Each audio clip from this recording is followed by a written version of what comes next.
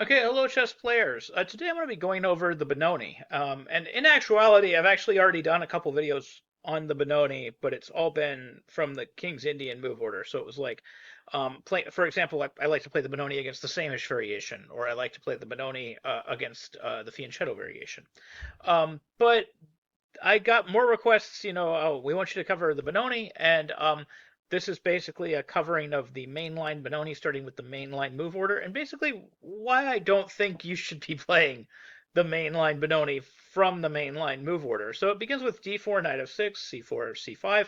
This is the old school mainline straightforward way to get to the Benoni. It's also the straightforward way to get to the Banco Gambit. So here, white plays d5, and if you wanted to play the Banco Gambit, this would be your opportunity. I actually recommend the Banco Gambit more than the Benoni once you get to this particular position.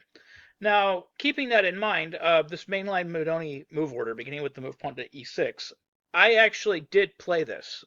It was part of my repertoire 20 years ago.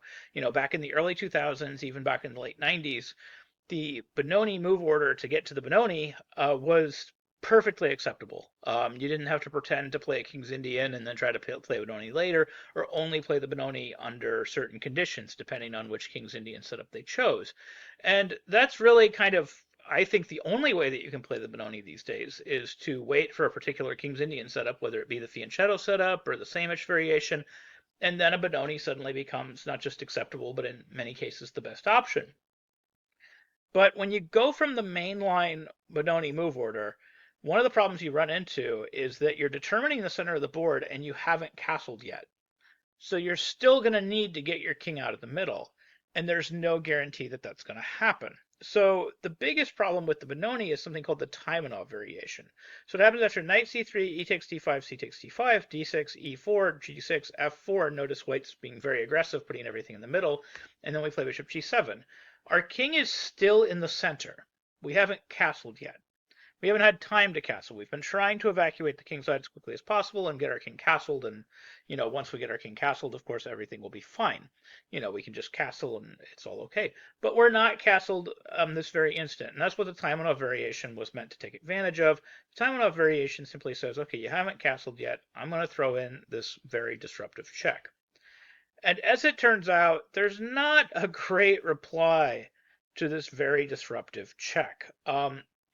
Depending on what you block with, e5 is a very serious problem. Bishop d7 is apparently no good. That leaves the remaining two knight blocks as something that we can work with. Now, back when we had the computers that we had, back in the late 90s, early 2000s, this position still was by no means dead. And we had a lot of options that we could try. So back then, and still sort of now, in my opinion, the main stem game that we need to follow for this mainline Benoni is the Sokolov versus Topalov game that happened in Wickensee all the way back in 1996. And that was indeed the game that we were even following back then. The reason people didn't totally believe that the Benoni was dead was because there were holes in that game. But modern engines have sort of filled in those gaps. So anyway, so knight on b7 was the Sokolov versus Tokolov game, but that didn't turn out well. So people started switching to knight fd7, this retreat, and this seemed somewhat reasonable again because we didn't have really accurate engines that just told us we were dead here. So we would, they would play a4, queen h4 check, g3, queen goes back to e7, knight f3, a6, bishop e2, castles, castles, b6, rook e1, bishop b7, bishop back to f1, rook e8, bishop e3, knight f6, knight d2, knight on b to d7, and people thought they were doing okay because, hey, at least we got all our pieces, we got our rooks connected. It turns out this position is just objectively terrible. White is got everything that he wants. He's got more space, and he managed to get black to keep all of his pieces. So black is permanently cramped in a way that he can't fix. It's also nearly impossible for black to play b5 unless white makes some sort of error. Even after just some simple move like bishop f2 and let's say h5, h3, there's really just no way to break out. We're not going to be able to play pawn to b5 unless, again, white makes some sort of mistake.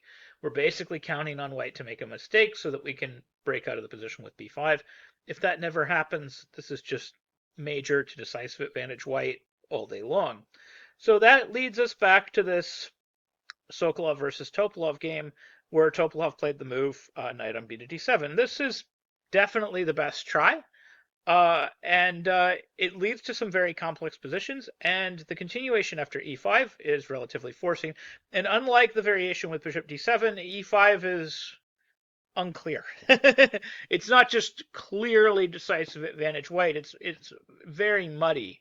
Um, but modern engines have kind of I'm not going to say solved, but almost solved this position, and it appears that the end position is probably decisive advantage white. But we got to follow this Sokolov versus Topalov game, which continued d takes e5, f takes e5, knight h5, and then we have e6, queen h4 check, g3, knight g3, hg3, queen h1, and then bishop e3. This should be decisive advantage white. Now that game did continue with what the engine still backs up as the best moves. We have bishop takes c3, bc3, a6, e takes d7, bishop d7, bishop takes d7, and then king d7. Now, part of the reason that people thought that this was still playable for black was because there were a lot of holes in this game. I mean, even just right here, bishop d7 isn't actually the best move. The best move is probably bishop f1, and then this position is just decisive advantage white. But even just following this game, bishop d7 is still supposed to be decisive advantage white, and then we have king d7, the king is clearly in the middle of the board, and then queen b3 was played in the game, and queen b3 is a mistake that was played by Sokolov. This actually gave Topalov a pretty reasonable chance. But as it turns out, queen b3 was by no means obligatory. Queen g4 check was a very reasonable try. And this is decisive advantage white as well. Queen g4 check, f5, queen f3, knight f3, rook h e8, and then simply king d2.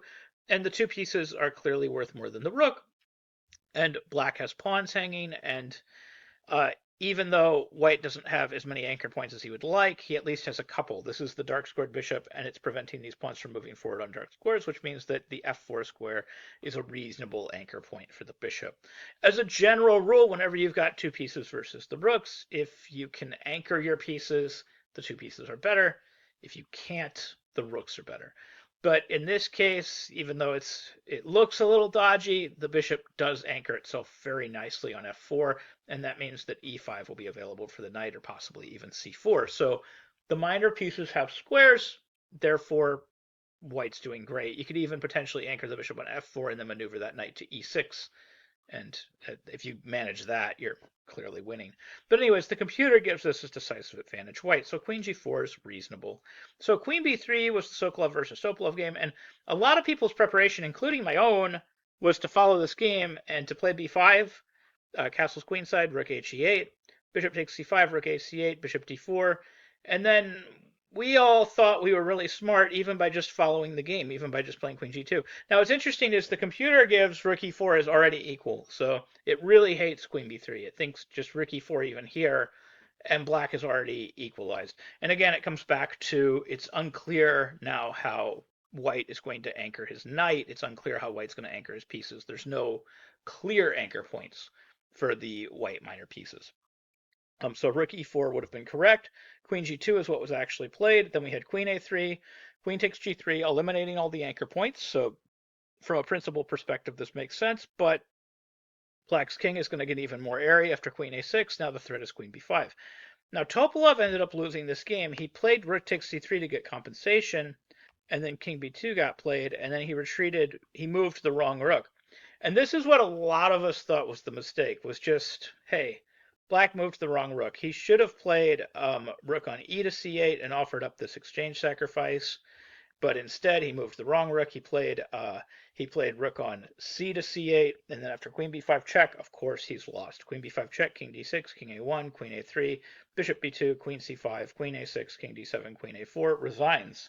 That was a wrap. Black was going to lose his queen no matter what. He had to either step to a dark square and lose it this way, or he had to step this way and lose it to rook c1. So clearly this is bad, but clearly it's just because he moved the wrong rook. That's what we all thought, because, like I said, engines weren't that great. So what if he'd moved the other rook? Well, even here, after all the opportunities that white had to get a major advantage earlier, even if white just followed the game, even after rook on e to c8, supposedly the vastly superior move, Apparently, black is still basically lost. White can play queen b5 check, king d6, queen a6, king d7, queen back to a4 check, and now that the b5 pawn is gone, when the king goes to d6, the knight develops to e2, and that fork actually wins. We're attacking the queen, we're attacking the rook. There isn't a good counterattack against the king, and of course this king is still loose in the middle of the board, sitting on the d6 square. So that's also a winning continuation. So the computers have basically filled all the gaps here. Not only could white have a decisive advantage as early as bishop f1, but white had opportunities even after that. Even after bishop d7, white had opportunities. Instead of queen b3, we could have queen g4. And then even if white continued the way they continued in the game and we continued down that same path, white even had opportunities to win within there. So the analysis all seems to favor a conclusion of somewhere between major to decisive advantage white, without a whole lot of things that black can do differently to avoid it. And until we see something different, it does not really look like we can do anything to meet this move, bishop to b5. None of the blocking moves, knight ft7, knight on b87, or bishop t7, seems satisfactory. It seems like black is just going to be getting into trouble no matter what in these positions. So anyways, I hope you found this video helpful. I hope you learned something new about chess, and I hope you can use some of these ideas in your own games. Thank you very much for watching.